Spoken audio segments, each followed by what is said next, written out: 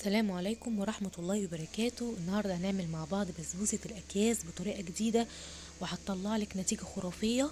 بسبوسة مرملة حرفيا وطرية جدا وكريسبي من فوق وكريسبي من تحت ومن جوه طرية جدا جدا جدا ومتماسكة في نفس الوقت. اتمنى بقى تعملوا لايك وشير وسبسكرايب للفيديو والقناة على اليوتيوب وتفعلوا جرس التنبيه عشان يوصل لكم اشعار بكل جديد. معانا كيسين من البسبوسة. الكيس الواحد وزنه حوالي 350 جرام. طبعا المقادير اللي موجوده على الكيس دي مش هنعمل بيها خالص، يعني احنا مش هنستخدم حاجه منها خالص. مقاديرنا: كوبايه لبن حليب، مش لبن رايب، كوبايه لبن حليب طبعا بخيره، انا حطاه زي ما هو بقشطته كده، وكوبايه سمنه بلدي او كوبايه سمنه خليط، يعني سمنه اللي هي السمنه النباتي العاديه، ومسيحه عليها زبده بلدي. وهيبقى عندنا معلقه عسل نحل كبيره ومعلقتين جوز هند كبار، وهيبقى كمان معانا نص معلقه صغيره بيكنج باودر. مش عايزه تحطي بيكنج باودر براحتك خالص، مفيش اي مشكله. هنا هنحط كيسين البسبوسه وهنحط عليهم معلقتين او 3 كبار من جوز الهند،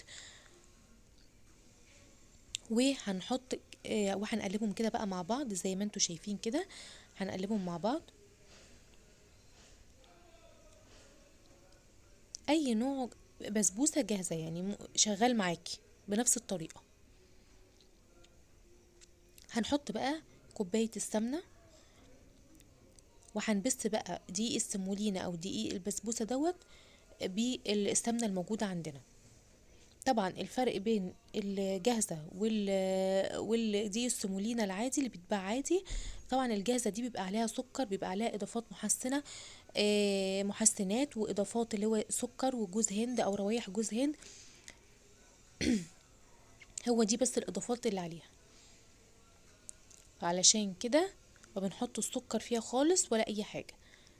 هنبس بقى السمنه زي ما انتوا شايفين كده بدقيق السمولينا كويس.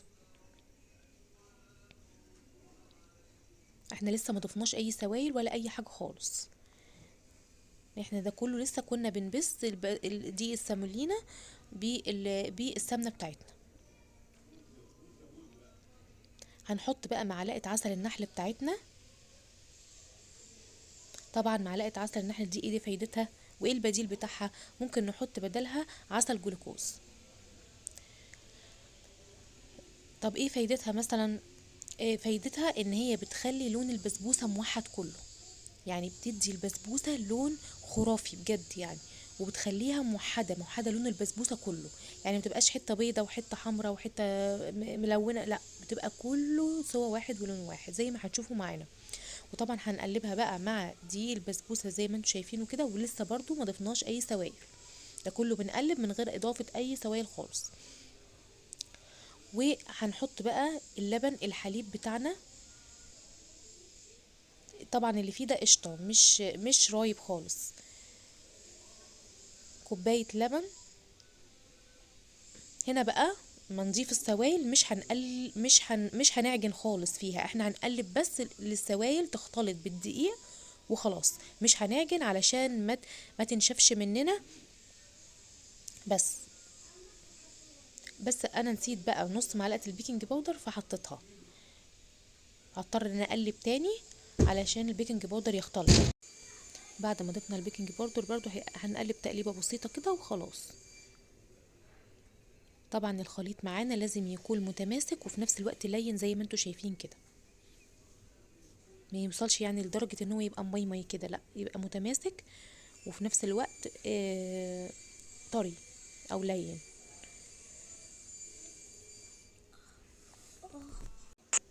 هنحضر بقى ان الصينية بتاعتنا اللي احنا هنعمل فيها. الصينية دي بتاعتنا مقاس 30 في 30. هندهنها حوالي معلقتين سمنة كده كويس، هندهنها كويس زي ما انتوا شايفين كده، عشان السمنة دي طبعا هتحمرها لنا من تحت كويس وتديها طعم كريسبي كده. هنحط بقى الخليط بتاعنا في الصينية،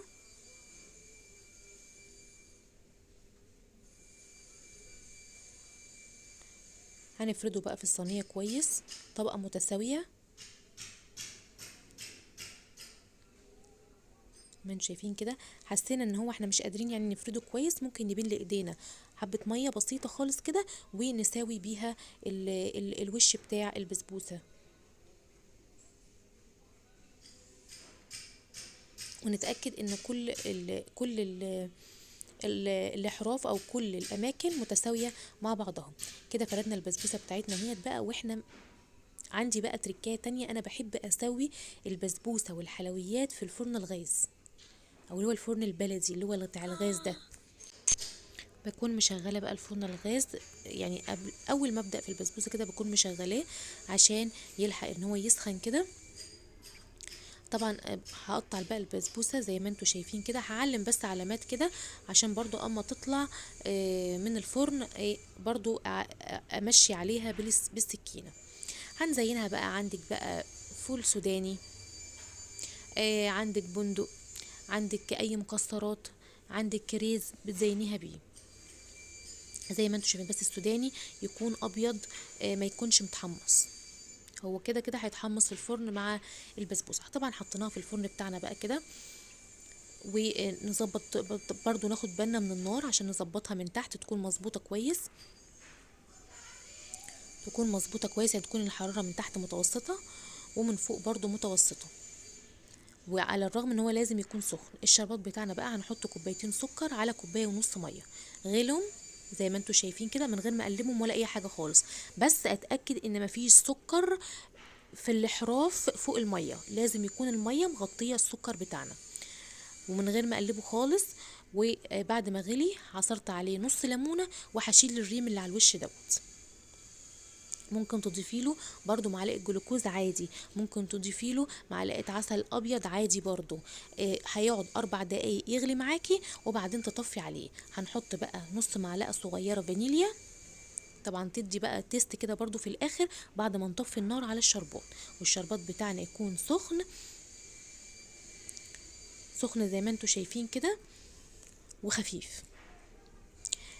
طبعا بقى البسبوسه بتاعتنا بانت ان هي من تحت هي استوت من تحت، اللي هي خدت لون من الاحراف. طبعا بنعرفها من الاحراف زي ما انتوا شايفين كده، الاحراف خدت لون جميل. هبدا بقى اللي انا اقلبها يعني كل شويه احركها كده في الفرن عشان تاخد لون من جميع الاتجاهات زي ما انتوا شايفين كده. شايفين اللون؟ لون موحد، لون خرافه، فظيعه فظيعه فظيعه.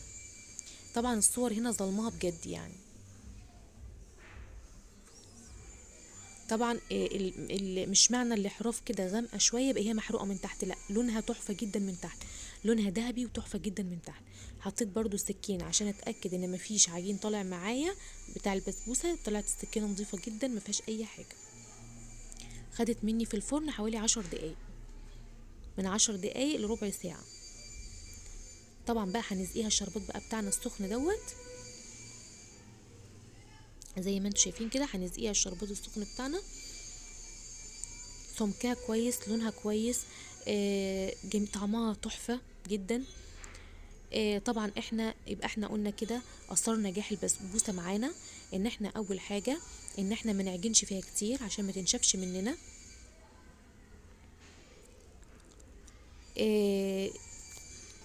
والفرن بتاعنا كمان يكون سخن قبل ما ندخل فيه اي حلويات، سواء كنافة سواء بسبوسة سواء جلاش، لازم الفرن بتاعنا يكون سخن قبلها. وكمان لازم الشربات بتاعنا يكون سخن وخفيف، شربات البسبوسة بيكون سخن وخفيف في نفس الوقت. طبعا البسبوسة بتاعتنا اهي اول ما حطينا فيها السيرب او الشربات شربتها على طول، يعني مهما تحط لها هتشرب على طول.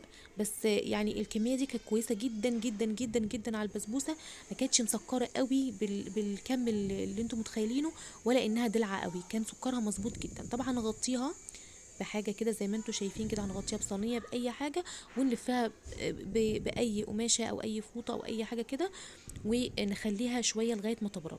طبعا انا بقى برضو بمشي كده على الخطوط اللي انا كنت عاملاها عشان اقطعها. طبعا انا كده مقطعاها كمان وهي سخنه.